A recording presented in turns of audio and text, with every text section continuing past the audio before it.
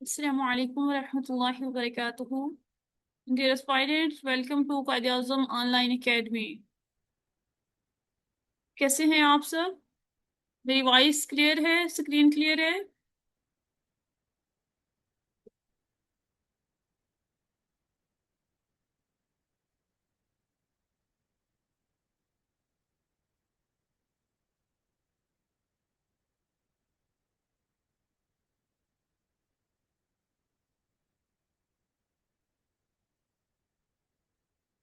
Dear students, आज हमने देखना है इस्लामिक स्टडीज के पेपर को कि इस्लामिक स्टडीज के पेपर में कौन कौन सी चीजें हैं, सिलेबस क्या है, हमें उसको कैसे तैयार करना है, हम उसे कहाँ से तैयार करें और इस्लामिक स्टडीज में हम अच्छे मार्क्स कैसे ले सकते हैं। इसके साथ हम देखेंगे कि इस्लामिक स्टडीज में आपने जो क्वेश्चन होते हैं उसको कैसे सॉल्व करना होता है। डियर स्टूडेंट्स, अगर हम इस्लामिक स्टडीज की बात करें तो ये एक ऐसा सब्जेक्ट है जो सीएसएस में भी और पीएमएस में भी आफ्टर इंग्लिश सबसे ज्यादा टारगेट हो रहा है। स्टूडेंट्स, इंग्लिश के बाद अगर सबसे ज्यादा किसी सब्जेक्ट में फेल हो रहे हैं तो वो इस्लामिक स्टडीज है। या स्टूडेंट्स अगर पास भी कर रहे हैं तो ऑलमोस्ट 48-50 के राउंड अबाउट रहे हैं स्टूडेंट्स के नंबर आ रहे हैं। उसकी क्या रीजन है? उसकी रीजन ये है स्टूडेंट्स कि आप इस्लामिक स्टडीज को बहुत ही आसान लेते हैं। आपको लगता है कि एज अ मुस्लिम हमें इस्लामियात आती है, लेकिन सीएसएस में या पीएमएस में जो इस्लामियात के पेपर होता है वो उससे थोड़ा सा डिफरेंट होता है। जैसे हम इस्लामियात को जानते हैं उससे इस्लामिक स्टडीज का पेपर डिफरेंट आपने पेपर में प्रेजेंट करना होता है। तो बेसिकली सबसे पहले हम ये देखते हैं कि इस्लामिक स्टडीज में बेसिक क्या क्या चीजें हैं। तो स्टूडेंट्स, अगर हम इस्लामिक स्टडीज की बात करते हैं तो इस्लामिक स्टडीज कंपल्सरी सब्जेक्ट है सीएसएस में भी पीएमएस में भी, और ये 100 मार्क्स का है। दूसरा जो सबसे बड़ा क्वेश्चन आता है स्टूडेंट्स की तरफ से कि हम इस्लामिक स्टडीज को इंग्लिश में ऑप्ट करें या उर्दू में ऑप्ट करें। तो डियर स्टूडेंट्स, आपने अपने बैकग्राउंड को देखना है। आप इंग्लिश में लिख सकते हैं, अच्छा लिख सकते हैं, आप इंग्लिश में ऑप्ट करें। आप उर्दू में अच्छा लिख सकते हैं, आप इसे उर्दू में ऑप्ट करें। इससे कोई यस, फर्क एक नहीं पेपर पड़ता। था पढ़ना मरियम नवाज देना कोई लिंक है कि नहीं क्या नहीं नौकरियां कोई नहीं दे रही है तो इससे कोई फर्क नहीं पड़ता कि आप इस्लामिक स्टडीज को उर्दू में ऑप्ट कर रहे हैं या आप इस्लामिक स्टडीज को इंग्लिश में ऑप्ट कर रहे हैं। स्टूडेंट्स ने इस्लामिक स्टडीज को इंग्लिश में रख के भी 75+ मार्क्स लिए हैं और उर्दू में भी स्टूडेंट ने 75+ मार्क्स लिए हैं। तो आप इंग्लिश में अच्छा लिखते हैं, आप उर्दू में अच्छा लिखते हैं, आपकी राइटिंग, आपका पेपर, आपकी पेपर प्रेजेंटेशन, आप पेपर में क्या लिख रहे हैं ये मैटर करता है। ये बिल्कुल भी मैटर नहीं करता कि आप इस्लामियात का पेपर इंग्लिश में हल कर रहे हैं या उर्दू में कर रहे हैं। तो जिसमें आपके लिए आसानी हो, जिसमें आप अच्छा लिख सकते हो, जिसमें आपका बैकग्राउंड हो, जिसमें आपको कम मेहनत करनी पड़े, वो आप ऑप्ट करें। आप इंग्लिश में अच्छा लिख सकते हैं, इंग्लिश में आप आसानी से लिखें क्योंकि बाकी सारे पेपर आपने इंग्लिश में लिखने हैं। अगर आपको इंग्लिश लिखने में आसानी है तो आप इंग्लिश में ऑप्ट करें। अगर आपको लगता है कि नहीं इस्लामियत आप उर्दू में अच्छा कर सकते हैं या आपकी जो बैकग्राउंड है वो उर्दू मीडियम में है तो आप उसको उर्दू मीडियम में भी कर लेंगे, तो आपके मार्क्स में कोई फर्क नहीं पड़ेगा। उसके बाद ये स्टूडेंट्स, नेक्स्ट प्रॉब्लम जो स्टूडेंट इस वक्त फेस कर रहे हैं वो ट्रेडिशनल अप्रोच है। स्टूडेंट्स को लगता है कि जिस तरह हमें इस्लामियात को हम जानते हैं, हमसे कोई पूछता है कि तौहीद क्या है तो हम कह देते हैं कि अल्लाह ताला एक है तो ये तौहीद है। बेटा ये चीज आपके सीएसएस के पेपर में काफी नहीं है। सीएसएस या पीएमएस में बेटा आपको एनालिटिकल अप्रोच को अपनाना होगा। अगर सीएसएस के पेपर में आपसे पूछा जाता है तौहीद क्या है, तो उसमें आपका आंसर ये होना चाहिए कि अल्लाह सुब्हानहू व तआला के साथ किसी को शरीक ना करना तौहीद है। तो जब आप पेपर में ट्रेडिशनल अप्रोच से लिख के आ जाते हैं, आपसे नमाज के बारे में पूछा जाता है, ज़कात के बारे में पूछा जाता है, आप उसको अरकान, ये एक इस्लाम का अहम रुकन है और ये मुसलमानों पर फर्ज है, ज़रूरी है, इस तरह की बातें जब आप पेपर में लिखते हैं, तो फिर इस्लामियत का एग्जामिनर आपको अच्छे मार्क्स नहीं देता। आपको इस्लामियत के पेपर में अपनी एनालिटिकल अप्रोच की ज़रूरत होती है, हर चीज़ में एनालिसिस करने की ज़रूरत होती है, उसकी करंट रेलिवेंस जो है वो ऐड करने की ज़रूरत होती है। ये स्टूडेंट्स, इस्लामियत का पेपर बहुत इंपॉर्टेंट है आपके सीएसएस के मेरिट में। सबसे पहले तो जब आप सीएसएस का रिटन एग्जाम दे रहे हैं, तो इस्लामियत आपको टफ टाइम दे सकता है, इन केस के इस्लामियत में आफ्टर इंग्लिश सबसे ज्यादा फेलिंग रेशियो है। तो अगर आपने अपने आप को सिक्योर करना है, तो आपकी इस्लामिक स्टडीज में आपकी ग्रिप स्ट्रांग होनी चाहिए। अच्छी ग्रिप के साथ आप इस्लामियत के पेपर में जाएंगे, चाहे आप इंग्लिश में ऑप्ट करें, उर्दू में ऑप्ट कर रहे हैं, लेकिन आपके पास एनालिटिकल टून होनी चाहिए, एनालिटिकल अप्रोच होनी चाहिए, आपकी अंडरस्टैंडिंग अच्छी होनी चाहिए। डियर स्टूडेंट्स, अगर आप ने सीएसएस 2026 का जो अभी पेपर आया है वो देखा हो, तो उस पेपर में आपसे सादा कोई चीज नहीं पूछी गई थी। वो टोटली पेपर आपका एनालिसिस बेस्ड था, उसमें आपकी एनालिटिकल अप्रोच चेक की जा रही थी। सीएसएस या पीएमएस इस वक्त बच्चों आपके लिए एक ऐसा एग्जाम बन चुका है जिसमें आपकी क्रैमिंग नहीं चेक की जा रही, आपकी नॉलेज नहीं चेक की जा रही, बल्कि आपके एनालिसिस को चेक किए जा रहे हैं। नॉलेज सब बच्चों के पास होता है, फर्क यहाँ पे पड़ता है कि आप अपने नॉलेज को किस तरह से प्रेजेंट कर रहे होते हैं। तो डियर स्टूडेंट्स, आपने इस्लामियत को इस तरह से तैयार करना है कि क्वेश्चन किसी भी तरह से आ जाए, आप उसको अच्छे तरीके से अटेम्प्ट कर सके। अच्छा, अब अटेम्प्ट किस तरह से करना है वो हम बाद में बात करेंगे, अभी हम देखते हैं कि इस्लामिक स्टडीज का सिलेबस आपके पास क्या है। ये स्टूडेंट्स, इस्लामिक स्टडीज में जो सबसे पहली चीज आती है वो है इंट्रोडक्शन टू इस्लाम, जो इस्लाम का तारुफ है। इसमें आपसे इस्लाम क्या है और दीन और मजहब में क्या फर्क है, हमारे पास दीन की क्या अहमियत है, इम्पोर्टेंस है एक इंसानी जिंदगी में, उस पर बात की जाती है।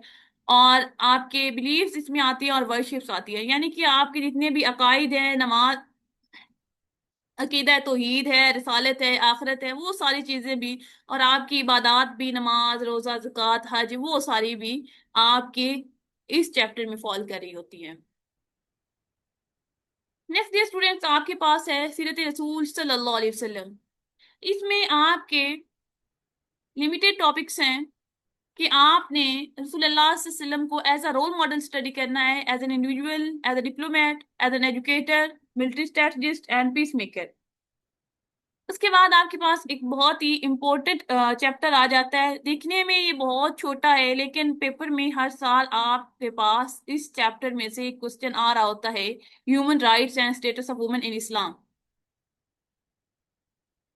इसमें आपके पास ह्यूमन राइट्स हैं, स्टेटस ऑफ वुमेन है और dignity of man and women है। यानी कि इसमें आपके पास इंसानी हकूक पे बात होगी, को इस्लाम ने जो हकूक दिए उन पे बात होगी, और इंसानी वकार के बारे में बात होगी। ये तीन टॉपिक्स हैं और हर साल इसमें से किसी न किसी तरीके से क्वेश्चन लाजमी आ रहा होता है।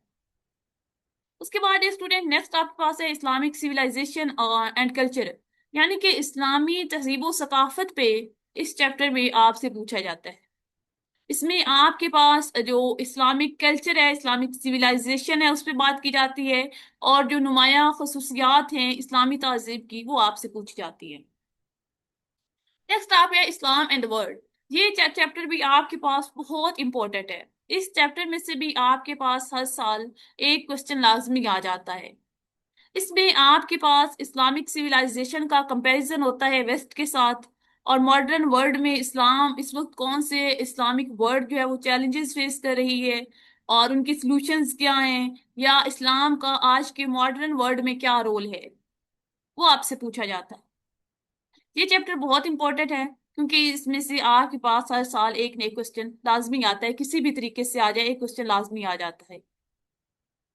उसके बाद स्टूडेंट नेक्स्ट आपके पास है पब्लिक एडमिनिस्ट्रेशन एंड गवर्नेंस इन इस्लाम। ये चैप्टर भी आपके पास इंपॉर्टेंट है और इसमें से भी क्वेश्चन आपके पास एक भी आता है, दो भी आ सकते हैं, किसी किसी पेपर में दो भी आए हुए हैं, किसी में एक आया हुआ है। इसमें जो इस्लाम में पब्लिक एडमिनिस्ट्रेशन का कंसेप्ट है, गुड गवर्नेंस का कंसेप्ट है, और जो आपके पास खुलफाए राशिदीन है उनके टेन्योर में जो उनके रिस्पॉन्सिबिलिटीज हैं और जो उनके काम थे, वो सारी चीजें जो है वो इसमें इस चैप्टर में आपके पास आती हैं।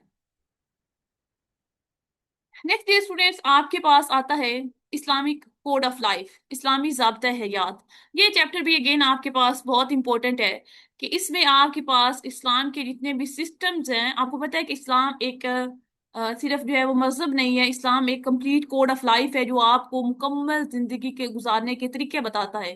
तो आपकी social life, political life, economic, judicial, administrative, वो सारी चीजें जो है इस्लाम के सारे ये सिस्टम्स हैं जो मिल के एक इस्लामिक कोड बनाते हैं। तो ये सारे सिस्टम्स भी इसी में आते हैं और इसके साथ इज्मा और इतिहाद का कंसेप्ट भी इसी चैप्टर में आता है।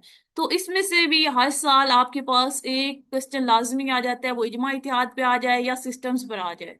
तो ये चैप्टर भी आपके लिए बहुत इंपॉर्टेंट होता है। तो स्टूडेंट्स ये आपके पास सिलेबस है इस्लामिक स्टडीज का। सिलेबस के मुतालिक अगर आप लोगों का कोई भी क्वेश्चन हो अभी तक तो आपसे पूछ सकते हैं।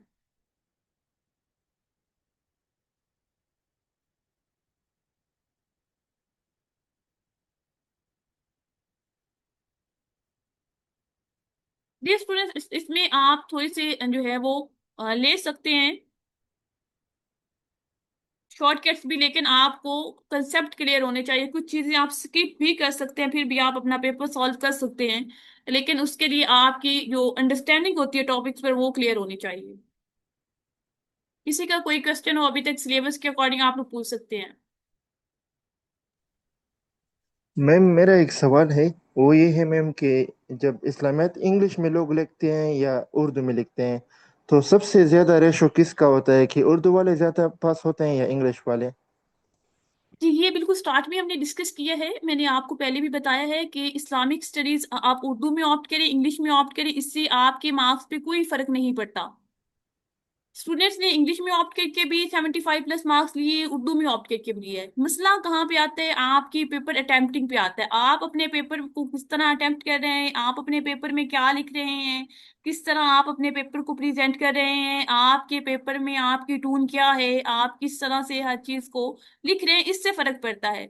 आप इंग्लिश में ऑप्ट करें, उर्दू में ऑप्ट करें, इससे बिल्कुल भी कोई फर्क नहीं पड़ता। आप उर्दू में ऑप्ट करके भी अच्छे नंबर ले सकते हैं, इंग्लिश में भी आपके अच्छे आ सकते हैं। आप रखें जिस तरह आपको आसानी है, या इस्लामिक स्टडीज में जो आपका बैकग्राउंड जिस तरह है उसको लेके चलें जिसमें आप आसानी से लिख सकते हैं। कुछ स्टूडेंट को प्रॉब्लम आता है उर्दू लिखने में, क्योंकि वो बाकी सारे सब्जेक्ट इंग्लिश में लिख रहे होते हैं, उनकी सारी जो प्रैक्टिस होती है वो इंग्लिश में होती है, तो फिर एक सब्जेक्ट को उर्दू में लिखने से उनको प्रॉब्लम आता है। लेकिन कुछ स्टूडेंट जी क्या मैम। करते हैं, वो कहते हैं नहीं हमारा बैकग्राउंड उर्दू मीडियम का इस्लामिक स्टडीज में और हमें इसमें आसानी है उर्दू में लिखने में, तो वो इंग्लिश उर्दू में ही ऑप्ट करें, वो इंग्लिश की तरफ ना जाएं। फिर आपने जी मैम। अपनी आसानी देखनी है, ये नहीं देखना कि किसमें मार्क्स ज्यादा आ रहे हैं। आप अच्छा लिखेंगे उर्दू में भी तो अच्छे मार्क्स आएंगे। हमारे अपने स्टूडेंट्स ने अच्छे मार्क्स लिए हैं, मैंने खुद इस्लामिक स्टडीज में 75+ मार्क्स उर्दू में लिख के लिए थे। तो आप जो है वो आसानी के साथ उर्दू में भी अच्छे नंबर ले सकते हैं। जी मैम, थैंक यू मैम।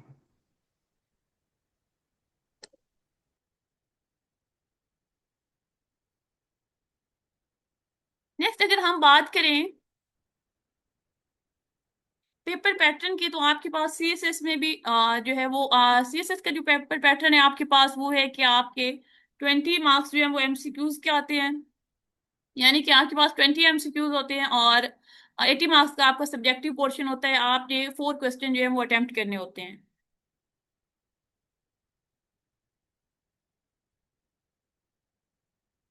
उसके बाद ये कुछ मिस्टेक्स मैंने हाईलाइट कर दिए हैं कि जो एस्पायरेंट्स जो हैं वो इस वक्त इस्लामिक स्टडीज के पेपर में मिस्टेक्स कर रहे हैं। सबसे पहली मिस्टेक जो एस्पायरेंट इस वक्त कर रहे हैं वो इस्लामिक स्टडीज की क्रैमिंग करते हैं, वो रट्टा लगाते हैं और कंसेप्ट को तैयार करने की कोशिश करते हैं। यानी कि उनके माइंड में ये चीज फिक्स है कि अब हम पे हमसे तौहीद के बारे में कोई क्वेश्चन पूछा जाएगा, तो हमने तौहीद के बारे में ये चंद फैक्ट्स हैं, ये हमने याद कर लिए हैं, ये हमने लिख लेने हैं। आपके सबसे बड़ा प्रॉब्लम ही यहाँ पे आ जाता है, और यही प्रॉब्लम 2026 के पेपर में स्टूडेंट को फेस करना पड़ा, जब उनके पास डाटा बेस्ड क्वेश्चन नहीं आ रहे थे और उनके पास एनालिटिकल क्वेश्चन आ गए। तो डियर स्टूडेंट्स, आपने ये मिस्टेक नहीं करनी, आपने अपनी कंसेप्ट बेस्ड तैयारी करनी है। आपने मौजू को समझ कर पढ़ना है कि टॉपिक क्या है, कंसेप्ट इसमें क्या है, इसमें कौन सी चीज पूछी गई है, और किस किस डोमेन से इसमें से क्वेश्चन आ सकता है।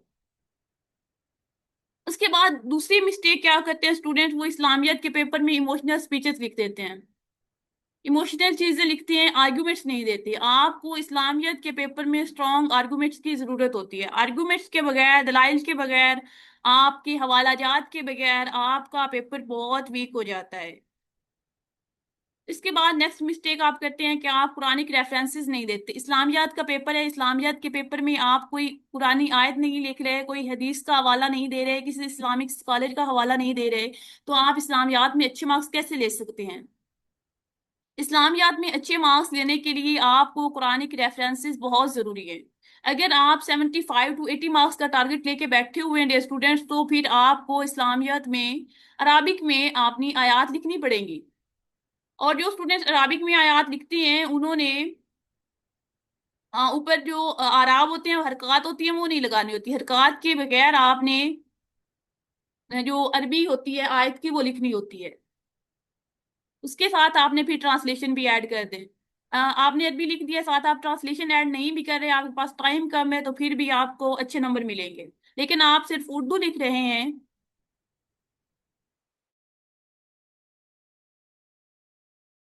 और साथ में अराबिक नहीं लिख रहे, तो उससे भी आपका जो है वो थोड़ा सा इंप्रेशन जो है वो अच्छा नहीं जाएगा। तो कोशिश करें कि हर क्वेश्चन में आप ज्यादा नहीं भी तो एक या दो जो है आयात वो अरबी में लाजमी लिखें। उसके बाद नेक्स्ट ये स्टूडेंट्स, आप अगेन वही बात, कुरानी की आयात नहीं लिख रहे होती, हदीस के रेफरेंसेस नहीं दे रहे होती, और सबसे बड़ी मिस्टेक जो स्टूडेंट कर जाते हैं, वो कंटेम्प्रेरी एप्लीकेशन जो है वो स्किप कर देते हैं।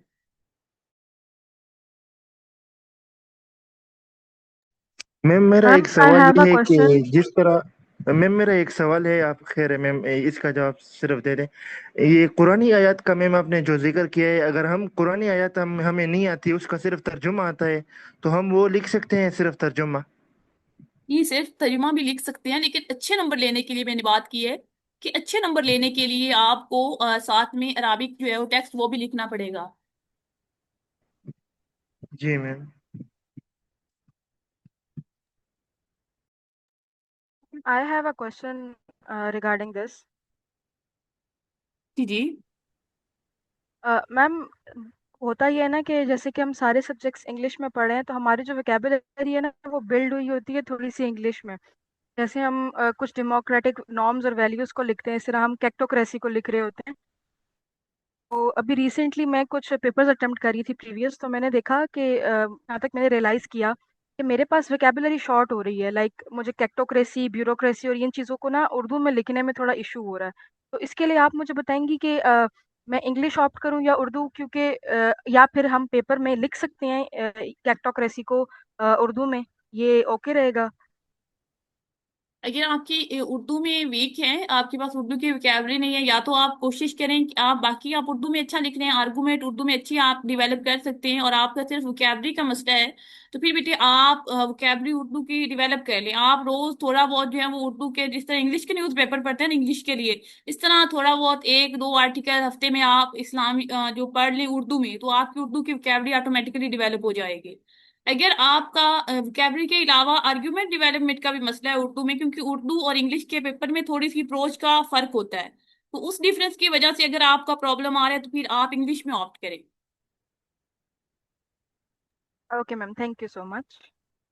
उसके बाद जो स्टूडेंट का प्रॉब्लम है वो कंटेम्प्रेरी एप्लीकेशंस का है कि आप लोग अपने पेपर में पिछली तो सारी बातें लिखते हैं, आप लिखते हैं जी नमाज फर्ज है, और नमाज पढ़ने से अल्लाह सुब्हानहू ताला खुश हो जाएंगे, हमें जन्नत मिलेगी, नमाज पढ़ने से अजर मिलता है, नमाज पढ़ने से हमारी जो है वो नेकियां करने की तौफीक हमें ज्यादा मिलती है। आप इस तरह की सारी चीजें पेपर में लिख आएंगे। नमाज के बारे में सबसे पहले सवाल किया जाएगा, लेकिन ये स्टूडेंट्स उसकी करंट डे रेलिवेंस क्या है वो आप छोड़ देते हैं, उसके बारे में आप नहीं लिखते कि आज के दौर में नमाज पढ़ने से हमें क्या फायदा होगा, या आज के दौर में जो इस्लामी तालीमात आज के दौर में कौन से प्रॉब्लम फेस करने पड़ रहे हैं इस्लामिक वर्ड को, और इसमें जो है वो उसकी रेलिवेंस, यानी कि आपने उसकी जो करंट डे रेलिवेंस है वो हर पेपर में हर क्वेश्चन में लाजमी लिख कर आनी है। और जो एक और प्रॉब्लम है वो आपका पेपर का जो प्रेजेंटेशन है, क्वेश्चन का स्ट्रक्चर है, वो आपका बिल्कुल भी दुरुस्त नहीं होता। आपका कोई पता नहीं चल रहा कहाँ से आपने तारुफ लिया है और उसमें तारुफ में आपने क्या लिखा है, उसके बाद कहाँ से आपका नेक्स्ट पैराग्राफ स्टार्ट हो रहा है, और आपकी कनेक्टिविटी नहीं होती, आपकी जो है वो एक फ्लो नहीं होता। आपको रैंडम आइडियाज को आपने इकट्ठा कर दिया होता है, एक पैराग्राफ में तीन तीन चार चार पांच पांच चीजें इकट्ठी की होती हैं और वही चीजें फिर आगे जाके रिपीट हो रही होती है। तो इस वजह से भी बेटा आपके इस्लामिक स्टडीज में मार्क्स कम आ रहे होते हैं। और जो बच्चे इंग्लिश में अटेम्प्ट कर रहे होते हैं उनका भी एक मसला आ रहा होता है कि या तो उनके एकेडमिक एक्सप्रेशन वीक होंगे, उस पर वो तवज्जो नहीं दे रहे होते, उनकी जो है वो आंसर राइटिंग में उनकी ग्रामेटिकली मिस्टेक्स आ रही होती हैं। तो जब आप इंग्लिश में अटेम्प्ट करते हैं तो आपको फिर इन चीज़ों को भी देखना पड़ता है। और कुछ स्टूडेंट क्या करते हैं वो रेफरेंसेस की मिस्टेक्स कर देते हैं। जब आप रेफरेंसेस की मिस्टेक करेंगे तो आपका इंप्रेशन जो है वो अच्छा नहीं जाएगा, क्योंकि जो इस्लामियात का आपका पेपर चेक कर रहा है वो एक स्कॉलर है, वो कोई आम बंदा नहीं है। वो उसने इस्लामियात में पीएचडी की होती है, जिनके पास आपके पेपर्स जा रहे होते हैं। तो आप कुरानी आयत को गलत लिख देंगे, आप हदीस को गलत लिख देंगे, कोई हदीस नहीं है, और आपने कहीं सोशल मीडिया पे पढ़ा है कि ये कोई हदीस है और वो हदीस नहीं है, तो वो आपका फिर जो है वो बैड इंप्रेशन जाता है, जिसकी वजह से एग्जामिनर अगर आपको एक क्वेश्चन में 10 मार्क्स भी दे रहा है तो वो 5 पे आ जाएगा। तो आपने कोशिश करनी है कि आपने अथेंटिक रेफरेंसेस देने हैं, दुरुस्त हवाले देने हैं, आपने जो रॉन्ग रेफरेंसेस से अवॉइड करना है अगर आप इस्लामियात में अच्छे नंबर लेना चाहते हैं तो।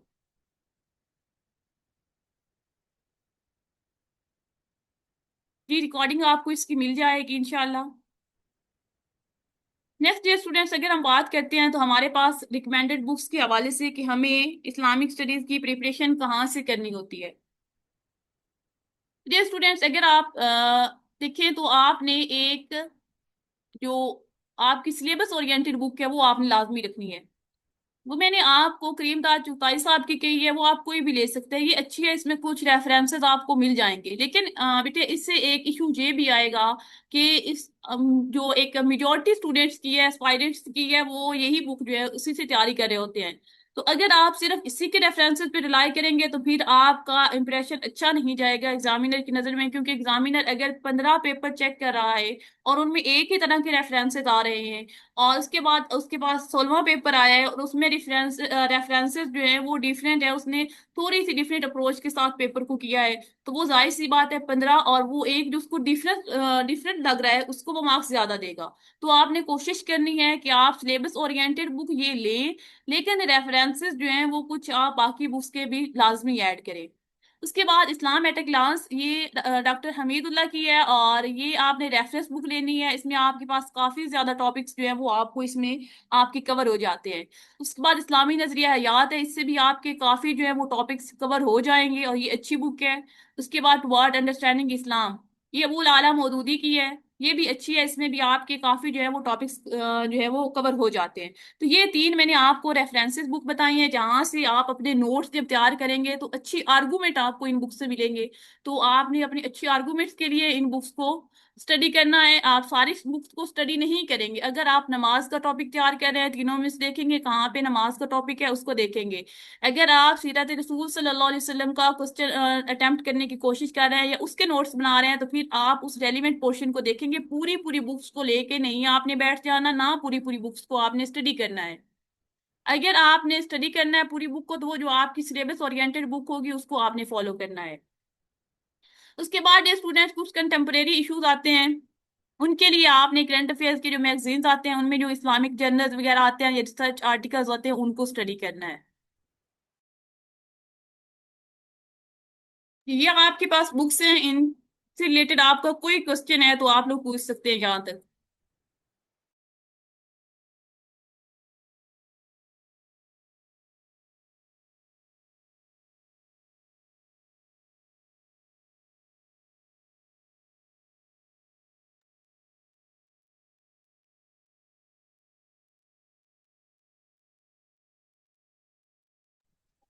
मेरा एक ये सवाल ये है कि हम इस्लामिक आर्टिकल कहाँ से सीखेंगे, यानी इसकी एक बुक हमें मिल जाएगी अपनी, या कोई और तरीका इसके लिए ढूंढेंगे मैम? इसके लिए ये है कि आप जिस तरह बाकी आप ऐसे की प्रिपरेशन कर रहे होते हैं करंट अफेयर की, पाकिस्तान अफेयर की, तो आप रिसर्च जर्नल्स वगैरह जो है वो सर्च कर रहे होते हैं तो आप उस तरह से मिलते हैं, या आप मैगजीन स्टडी करते हैं तो वहां से आपको मिलती है। तो इसी तरह इस्लामिक स्टडीज के भी आपको मिल जाएंगे। और जो हमारे स्टूडेंट्स होते हैं जो हमें ज्वाइन करते हैं तो उनको हम जी प्रोवाइड कर मैम। देते हैं। जी मैम। उसके बाद नेक्स्ट ईयर स्टूडेंट्स हमारे पास आता है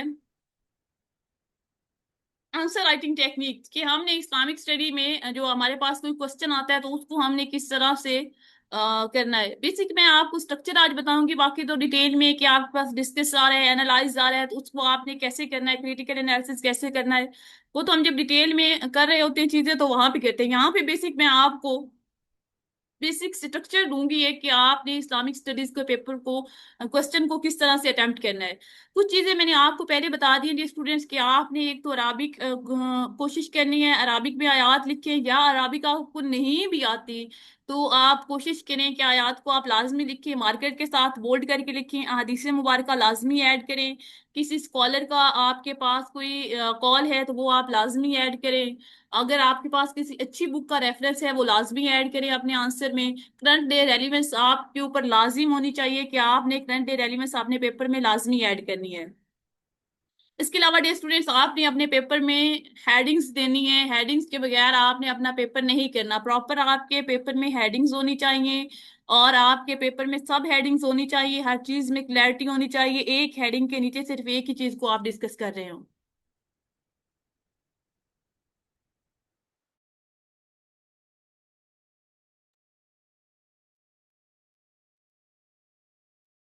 पेपर में क्वेश्चन को किस तरह से अटेम्प्ट करना है। जी स्टूडेंट्स, आपके पास जब कोई क्वेश्चन आएगा तो आपका हमेशा क्वेश्चन जो है वो इंट्रोडक्शन से, तारुफ से स्टार्ट होना चाहिए, कंक्लूजन पे आपका क्वेश्चन एंड होना चाहिए। जब भी आपसे कोई क्वेश्चन पूछा जाता है, जब यहाँ पे जैसे कि आपसे पूछा गया है प्रॉफिट एज अ डिप्लोमेट, तो आपने यहाँ पे डिप्लोमेसी इन इस्लाम का मीनिंग जरूर ऐड करना है। इंट्रोडक्शन आपका एक समरी होनी चाहिए ओवरऑल आपके पूरे ऐसे की सॉरी अपने पूरे आपके क्वेश्चन की, जो कुछ आप अपने क्वेश्चन में लिखेंगे वो आप अपने इंट्रोडक्शन में सारी चीजों को हल्का सा टच देंगे, आप ओवरव्यू देंगे अपने पूरे क्वेश्चन का। उसके बाद आपने डिप्लोमेट की जो एज अ डिप्लोमेट सल्लल्लाहु अलैहि वसल्लम की क्वालिटीज है आपने वो लिखनी है, फिर आपकी मेजर जो डिवेलप डिप्लोमेटिक इवेंट से आपने उनको देखना है, उन सबको आपने अलग अलग लिखना है। वो जितने भी आप ऐड कर सकते हैं आप करें, सब हेडिंग्स आपकी जितनी ज्यादा से ज्यादा हो उतना अच्छा आपका इंप्रेशन जाएगा। उसके बाद आपने प्रिंसिपल जो आपको मिलते हैं प्रोफेटिक डिप्लोमेसी में आपने वो लिखने हैं, आपके पेपर में फ्लो चार्ट हों, आप इस तरह करके चीजों को हाईलाइट करें, फ्लो चार्ट्स अपने पेपर में बनाएं, इस तरह के बनाएं, आप इस तरह के बनाएं, लिंक जनरेट करें उनके यहाँ से ऐसे कर किसी भी तरीके से आप डायग्राम बनाएं, फ्लो चार्ट्स बनाएं। जितने ज्यादा आपके पेपर में जो है वो हेडिंग्स होंगी, फ्लो चार्ट्स होंगे, नीट एंड क्लीन होगा, इतनी एग्जामिनर आपको अच्छे मार्क्स देगा। उसके बाद ये एक पास्ट पेपर का क्वेश्चन है, डिस्कस द सीरा ऑफ प्रॉफिट मोहम्मद सल्लल्लाहु अलैहि वसल्लम as the most successful and powerful reformers in the world. तो यहाँ पर भी डियर स्टूडेंट्स आपका क्वेश्चन तारुफ से स्टार्ट होना चाहिए। अच्छा, आपने आउटलाइन नहीं बनाने की, आउटलाइन आपको समझाने के लिए बनाई गई है कि ये आपकी मेन हेडिंग्स होंगी, ये आपकी सब हेडिंग्स होंगी, किस तरह आपने लेके चलना है। उसके बाद कंसेप्ट ऑफ रिफॉर्म इन इस्लाम क्या है वो आपने लिखना है। इसी तरह सेम उर्दू वालों ने भी लिखना है। तारुफ जो है वो स्टार्ट आपका तारुफ से होगा। उसके बाद आप उसमें ऐड करेंगे कि इस्लाम में रिफॉर्म का क्या तस्वुर है, और जो रिफॉर्म रसूल सल्लल्लाहु अलैहि वसल्लम लेकर आए हैं वो कौन सी थी, उनकी नीचे आप सब हेडिंग्स बनाते जाएंगे। सब हेडिंग्स आपकी, अगर आपकी हेडिंग्स जो हैं वो ब्लू मार्कर से हैं तो आपकी सब हेडिंग्स ब्लैक मार्कर से होनी चाहिए। उसके बाद फिर आपने आगे जो है वो करेक्टरिस्टिक्स लिखनी है। देन आपने इम्पैक्ट लिखनी है। ये इम्पैक्ट आप शॉर्ट टर्म लॉन्ग टर्म अलग अलग भी लिख सकते हैं अपने आंसर की लेंथ को देखते हुए। और आप जो है वो इकट्ठे भी लिख सकते हैं। ये आप पर डिपेंड करेगा कि आप इसको किस तरह से लिख रहे हैं। इसके बाद आपने ये कंपैरिजन जो है वो बाकी ग्लोबल रिफॉर्मर्स के साथ लाजमी ऐड करना है, और आपकी जो कंटेम्प्रेरी वर्ल्ड के साथ इस वक्त रेलिवेंस है वो भी आपने लाजमी ऐड करनी है। इसके अलावा आपने जो स्टूडेंट्स, आपके क्वेश्चन की जो लेंथ है वो 6 to 7 पेजेस होनी चाहिए। 6 to 7 पेजेस का मतलब ये है कि ये आपके पास 2 पेजेस हैं।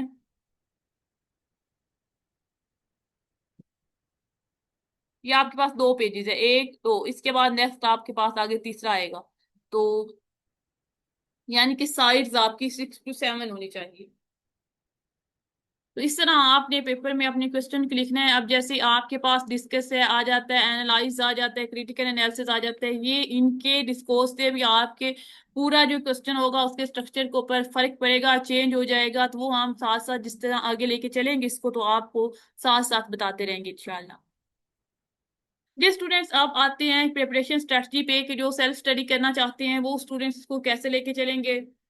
इसमें ये होगा कि आपके फर्स्ट मंथ में अपने सिलेबस को कंप्लीट कर लें, इस्लामिक स्टडीज का ओवरव्यू लें, बेसिक जो आपका बुनियादी चीजें हैं सिलेबस में वो आप देखें। इसके अलावा हर टॉपिक के लिए कुरानिक वर्सेस और हदीस रेफरेंसेस आप जो है वो कलेक्ट कर लें। सेकेंड मंथ में आप इनके टॉपिक वाइज नोट्स बनाना स्टार्ट कर दें, कंटेम्प्रेरी इश्यूज को साथ साथ करना शुरू कर दें, क्योंकि आजकल जो पेपर आ रहा है वो कंटेम्प्रेरी इश्यूज से ही रिलेटेड आ रहा है। उसके बाद थर्ड मंथ में जो स्टूडेंट्स आप आंसर राइटिंग प्रैक्टिस स्टार्ट कर दें, और फोर्थ मंथ में आप पास्ट पेपर जो है वो अटेम्प्ट करें। थर्ड मंथ में आप जस्ट एक क्वेश्चन अटेम्प्ट कर लिया, 2 क्वेश्चन अटेम्प्ट कर लिए, लेकिन फोर्थ मंथ में आपने पूरे पूरे पास्ट पेपर अटेम्प्ट करने हैं और मॉक एग्जाम्स देने हैं। इसके अलावा जो स्टूडेंट्स हमारा जो सेशन है वो आपका, इसमें आपको डिटेल जो है वो क्लासेस होंगी, आपको नोट्स प्रोवाइड किए जाएंगे, रेफरेंसेस आपको प्रोवाइड की जाएंगी, और साथ में आपको बुक्स रिव्यूज आपको प्रोवाइड किए जाएंगे। जो कंटेम्प्रेरी इश्यूज के जर्नल्स वगैरह होंगे वो भी आपको प्रोवाइड किए जाएंगे। सारी बुक्स पीडीएफ में आपको प्रोवाइड कर दी जाएंगी। टॉपिक वाइज नोट्स जो आप यहाँ पे बनाएंगे सेकेंड मंथ में, ये आपको हम प्रोवाइड कर देंगे, और रेफरेंसेस भी आपको हम वर्सटाइल शीट देंगे। ये नहीं होगा कि सारे स्टूडेंट एक जैसे क्या, हम आपको डिफरेंट ढेर सारी आयात और हदीस देंगे जिनमें से आप सिलेक्टिव अपनी आसानी के लिए कर लेंगे। इसके अलावा जो स्कॉलर्स के व्यू हैं वो जैसे अब डिफरेंट जो स्कॉलर्स हैं उन्होंने डिफरेंट लिखा है, तो वो भी हम आपको एक शीट इकट्ठी दे देंगे हर टॉपिक के साथ, ताकि आप उनके करना भी आपके लिए आसान रहे। जी उसके अलावा हाई स्कूल के लिए कुछ गोल्डन रूल्स, जैसे कि हमने पहले डिस्कस किया है कि आपने कंटेम्प्रेरी रेलिवेंस लाजमी देनी है, आपने अराबिक में आयात को लाजमी लिखना है, हदीस मुबारक आपने लाजमी लिखनी है।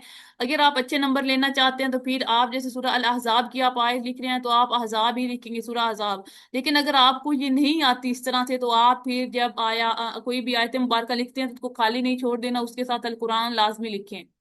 इसी तरह हदीस आप सही बुखारी, सही मुस्लिम, मुस्लिम अहमद, जामी तिर्मिज़ी जहां से भी लिख रहे हैं उसका रेफरेंस ऐड लाजमी करें, अगर आप अच्छे नंबर 75 to 80 मार्क्स इस्लामियत में लेना चाहते हैं तो। अगर आप आपको यकीन नहीं है कि ये हदीस मुबारक सही बुखारी में है, सही मुस्लिम में है, जामी तिर्मिज़ी में है या सुनन निसाई में है, तो फिर आप अल हदीस जस्ट लिख देंगे। इसके अलावा डियर स्टूडेंट्स, आपने मार्कर्स का इस्तेमाल पेपर में लाजमी करना है। कोई भी आयत या हदीस या कोई भी रेफरेंस आप किसी स्कॉलर का ऐड कर रहे हैं तो उस पेज के दरमियान में आप लिखेंगे। ये आपका पेज है तो ये दरमियान में आना चाहिए, और आपका जो पेपर क्वेश्चन है वो प्रॉपर तारुफ से शुरू होना चाहिए, कंक्लूजन पे एंड होना चाहिए, आपकी हर चीज क्लियर होनी चाहिए, रेपिटेशन ऑफ आइडियाज नहीं होनी चाहिए, आपकी क्रिटिकल एनालिसिस लाजमी ऐड होने चाहिए, और हर चीज की आप कंटेम्प्रेरी रेलिवेंस लाजमी देंगे। फिर इंशाल्लाह आप इस्लामिक स्टडीज में अच्छे मार्क्स लेने के काबिल हो जाएंगे। अगर आप हमारा सेशन ज्वाइन करना चाहते हैं तो आप कोऑर्डिनेटर के नंबर पे लाजमी रब्ता कीजिए। कोऑर्डिनेटर का नंबर है 0308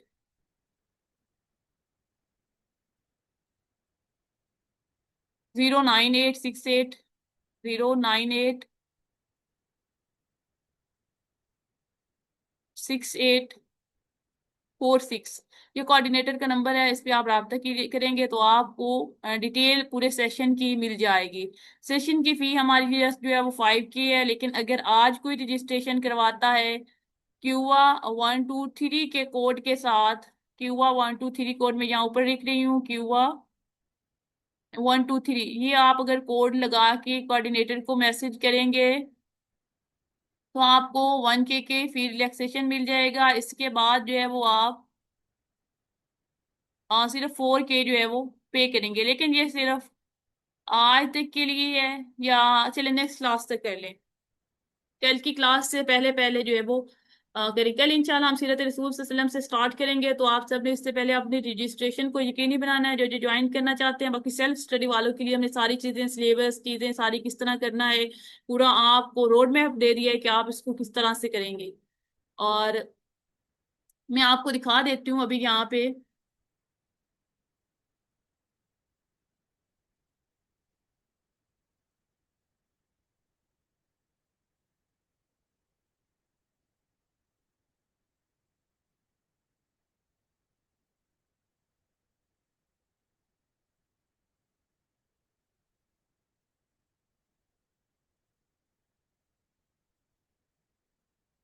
जी, ये देखें, ये हमारी सीरत रसूल सल्लल्लाहु अलैहि वसल्लम के टॉपिक पे नोट्स हैं। इस तरह हम आपको नोट्स प्रोवाइड करेंगे।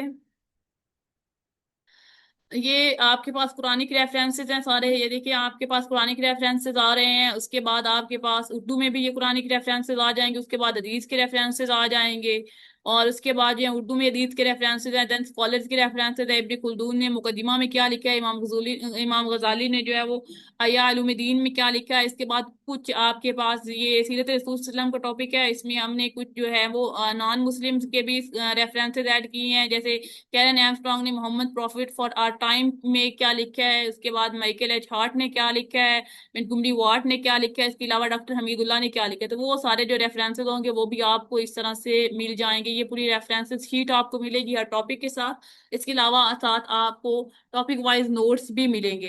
तो कल हमारी रेगुलर क्लासेस स्टार्ट होंगी, हम सीरत रसूल सल्लल्लाहु अलैहि वसल्लम से स्टार्ट लेंगे। अगर आप में से जो ज्वाइन करना चाहते हैं सेशन, वो कोऑर्डिनेटर से रब्ता कर लीजिएगा। ये हमारा आज का है। अगर किसी का कोई भी क्वेश्चन हो तो आप लोग पूछ सकते हैं।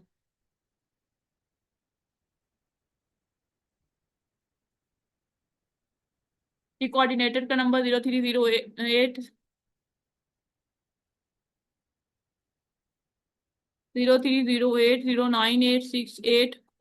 ये कोऑर्डिनेटर का नंबर है जी।